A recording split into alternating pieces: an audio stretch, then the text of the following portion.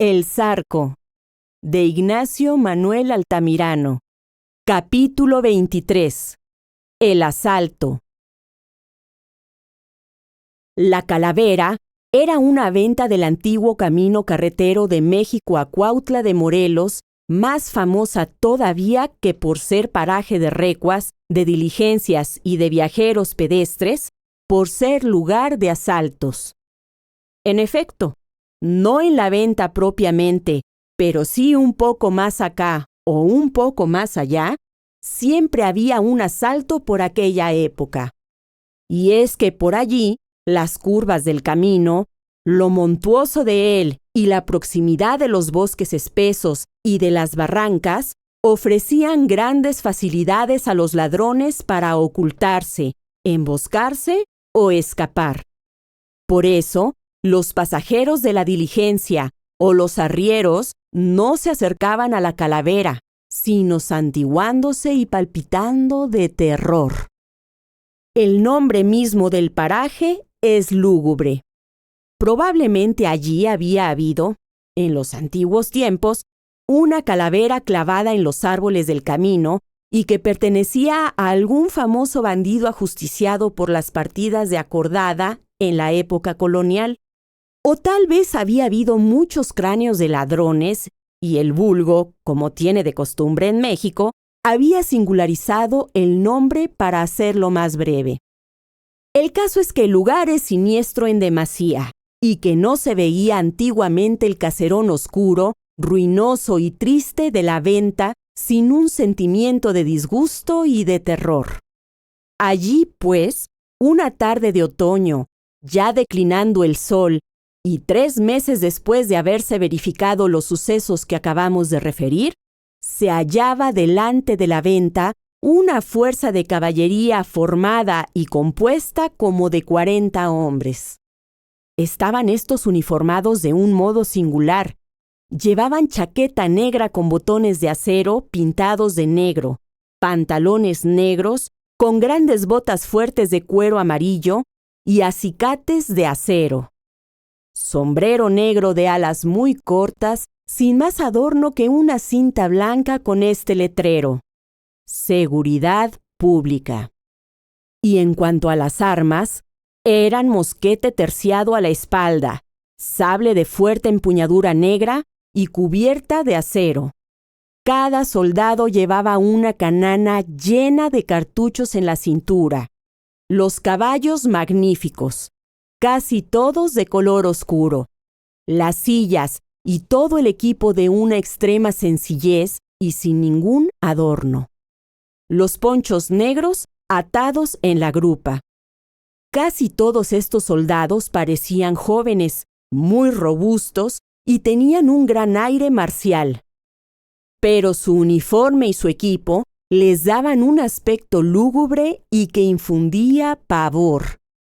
Parecían fantasmas, y en aquella venta de la Calavera y a aquella hora en que los objetos iban tomando formas gigantescas y cerca de aquellos montes solitarios, semejante fila de jinetes, silenciosos y ceñudos, más que tropa, parecía una aparición sepulcral. El que seguramente era el jefe se hallaba pie a tierra, teniendo su caballo de la brida, y parecía interrogar el horizonte en que se perdía el camino, en espera, seguramente, de alguno. Estaba vestido del mismo modo que sus soldados, solo que, en lugar de botas, tenía chaparreras de chivo amarillo y se hallaba abrigado con una especie de esclavina oscura. A pocos momentos, salió de la ventana un sujeto ya de edad y bien vestido, que dirigiéndose a este jefe le preguntó: ¿No parecen todavía, don Martín? Nada, ni su luz, respondió éste. Así pues, aquel jefe era Martín Sánchez Chagoyán, y aquella era su tropa, uniformada, según los propósitos de su jefe, de color oscuro y sin ningún adorno, por odio a los plateados. También por odio a estos, había determinado que los sombreros de sus soldados no tuviesen las faldas anchas, sino al contrario, muy cortas y sin ningún galón. Martín Sánchez veía con muy mal ojo a todo el que usaba el sombrero adornado de plata. Y como sus sospechas iban haciéndose temibles, los sombreros sencillos y oscuros se estaban poniendo de moda por aquellos rumbos, porque eran una especie de salvaguardia. Sin embargo, todavía en ese tiempo, Martín Sánchez estaba muy lejos de llegar a ser el terror de los bandidos y de sus cómplices. Todavía tomaba 1000 precauciones para sus marchas y sus expediciones, temeroso de ser derrotado. Todavía estaba haciendo pininos, como él decía. Ya había colgado un buen número de plateados, pero ya le habían acusado muchas veces de haber cometido esos abusos para los que no estaba autorizado, pues como lo hemos dicho, solo tenía facultades para aprender a los criminales y consignarlos a los jueces. Pero Martín Sánchez había respondido que no colgaba sino a los que morían peleando, y eso lo hacía para escarmiento. En esto es muy posible que ocultara algo, y que realmente él fusilara a todo bandido que cogía. Pero, como se ve, ni había podido desplegar toda su energía, ni tenía los elementos necesarios para hacerlo, pues no contaba más que con aquellos 40 hombres y con su resolución. El sujeto que acababa de dirigirle la palabra y que parecía ser un rico hacendado o comerciante, viendo que no venían las personas a quienes esperaban, dijo: «Pues, don Martín, supuesto que estos señores no parecen, si usted no dispone otra cosa, seguiremos nuestra marcha, porque se nos hace tarde y no llegaremos a Morelos a buena hora. Además, el cargamento se ha adelantado mucho y podría ocurrirle algún accidente». «Yo creo», respondió Martín, «que no hay cuidado por esa parte. Saben que estoy por aquí y no se han de atrever. Pero este don Nicolás sí me tiene con inquietud. Algo le ha de haber pasado, puesto que no llega. Me escribió que saldría de Chalco a la madrugada. Debe haber almorzado en Tenango y ya era hora de que estuviera con nosotros. Es verdad que viene bien acompañado y que además es muy hombre. Pero estos malditos son capaces de haberle puesto una emboscada de Tenango acá, aunque yo no tengo noticia de que haya aparecido ninguna partida ayer ni anteayer. Pero usted sabe que los de Ozumba se ponen de acuerdo con los otros y así hacen sus combinaciones. Pues de veras sentiría yo que le hubiera pasado algo a tan buen amigo. Debía haberme adelantado hasta Juchi o hasta Tenango, pero él me advirtió que donde necesitaba acompañarse conmigo era aquí, porque desde aquí tenía aviso de que lo esperaban sus enemigos, que han jurado que han de acabar con él lo mismo que conmigo. Y figúrese usted que el pobre va a casarse, y que ha ido a México a emplear una buena cantidad de dinero en las donas, de modo que los malditos, además de matarlo, cogerían una buena suma en alhajas. En fin, dejaré a unos muchachos aquí por si viniere, y nos adelantaremos porque, en efecto, el cargamento ya ha de ir lejos». Entonces Martín Sánchez montó a caballo y desfiló con su tropa, acompañado de aquel comerciante y de sus mozos, y dejando unos 10 hombres, con orden de acompañar a Nicolás, nuestro conocido, que venía de México. No bien habían caminado casi una media hora, cuando oyeron tiros, y un arriero corría a escape para encontrarlos, gritándoles que los plateados estaban robando el cargamento.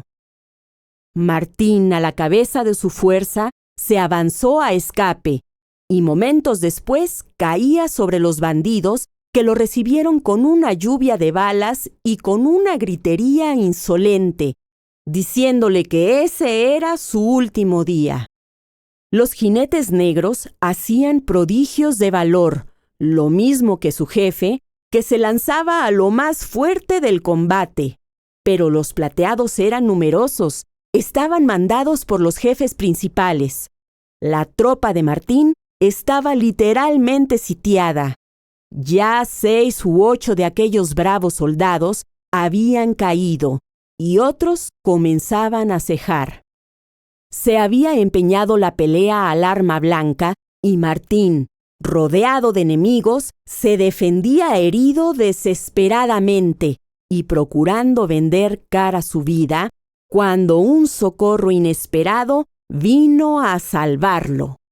Era Nicolás, que con los 10 hombres que le había dejado Martín en la calavera y con otros 10 hombres que traía, habiendo oído el tiroteo, se adelantó a toda carrera y llegó justamente en los momentos de mayor apuro para Martín Sánchez. Aquel valiente y aquella tropa de refresco produjeron un momento de confusión entre los plateados. Aún así, eran estos muy superiores en número y siguieron combatiendo. Pero Nicolás era hombre de un arrojo irresistible, montaba un caballo soberbio y llevaba excelentes armas. Así es que viendo a Martín Sánchez cercado, se lanzó sobre el grupo repartiendo tajos y reveses. Ya era tiempo, porque el valiente jefe tenía la espada rota y estaba herido. El Zarco y el Tigre eran de los que rodeaban a Martín, pero al ver a Nicolás, retrocedieron y procuraron huir. El herrero, al reconocer al Zarco, no pudo contener un grito de odio y de triunfo. Por fin lo tenía enfrente. Partió sobre él como un rayo. El bandido, perdido de terror, se salió del combate y se dirigió a un bosquecillo donde estaban algunas mujeres de los bandidos, a caballo, pero ocultas. Nicolás alcanzó al Zarco, precisamente al acercarse éste al grupo de mujeres, y allí, al tiempo en que el bandido disparaba sobre él su mosquete, le abrió la cabeza de un sablazo y lo dejó tendido en el suelo. Después de lo cual, volvió al lugar de la pelea, no sin gritar: «¡Ya está vengada doña Antonia!». Ni oyó siquiera, furioso como estaba, el grito de Manuela, que era una de las mujeres que estaban a caballo y que le había conocido precisamente en el instante mismo en que hería al Zarco. La pelea, después de esto, duró poco, porque los bandidos huyeron despavoridos, dejando libre el cargamento. El sol se había puesto ya enteramente. Avanzaban las sombras y a la luz crepuscular, Martín Sánchez recogió sus muertos y heridos, lo mismo que los de los plateados, operación que le hizo detenerse algunas horas hasta que anocheció completamente. Entonces, temiendo que los plateados se rehicieran y volvieran sobre él con todas las ventajas que les daban el número y la oscuridad, determinó que alguno se avanzara rápidamente hasta Morelos y pidiera a la autoridad el auxilio de fuerza y las camillas que se necesitaban. La comisión era peligrosísima, los bandidos no debían estar lejos y era de temerse una emboscada en el camino. Solo un hombre podía desempeñarla, y Martín Sánchez, en aquella angustia, no vaciló en pedir tal sacrificio a Nicolás. «Señor don Nicolás», le dijo, «solo usted es capaz de exponerse a ese riesgo, pero acabe usted su obra. Ya nos salvó usted hace un rato. Usted conoce los caminos, tiene buen caballo y es hombre como ninguno. Se lo ruego». Nicolás partió inmediatamente. Cuando Martín lo vio perderse entre las sombras, «Yo no he visto nunca», dijo, «un hombre tan valiente como este». pero en un descuido lo van a matar por ahí, dijo el comerciante. Dios ha de querer que no, replicó Martín Sánchez. ¿Pero qué quiere usted que hagamos para salir de aquí? No hay más que este recurso. No le ha de suceder nada, ya verá usted. Don Nicolás tiene fortuna, y es tan bueno, valía más que me mataran a mí y no a él. Entretanto, los soldados que observaban las cercanías de aquel lugar para ver si había aún algunos heridos, volvieron diciendo que cerca, en unos matorrales, estaba llorando una mujer junto a un cadáver. Don Martín fue en persona a reconocer a esa mujer, que no era otra que Manuela, que no había querido huir con sus compañeras, no por amor al Zarco, a quien creyó muerto al principio, sino por miedo al tigre que la hubiera tomado por su cuenta. Martín, examinando el cuerpo, se cercioró de que aún respiraba. La herida que recibió el Zarco fue terrible, pero no mortal. El bandido estaba bañado en sangre y era difícil reconocerlo, pero por Manuela se supo que era el Zarco. Martín Sánchez se estremeció de gozo. Aquel bandido temible y renombrado había caído en su poder. Iba a colgarlo tan pronto como amaneciera. Desgraciadamente, a la madrugada llegó la autoridad de Morelos con la fuerza y las camillas. Martín le entregó a los bandidos prisioneros y heridos juntamente con aquella mujer. Nicolás apenas los vio, y Manuela, por su parte, no quiso dar la cara de vergüenza y se cubrió la cabeza completamente con su rebozo.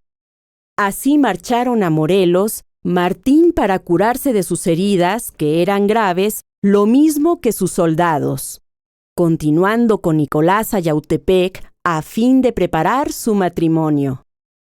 Manuela, como era natural, presa con su amante, permaneció en la cárcel, incomunicada y viendo en su imaginación la imagen de Nicolás cada vez más bella.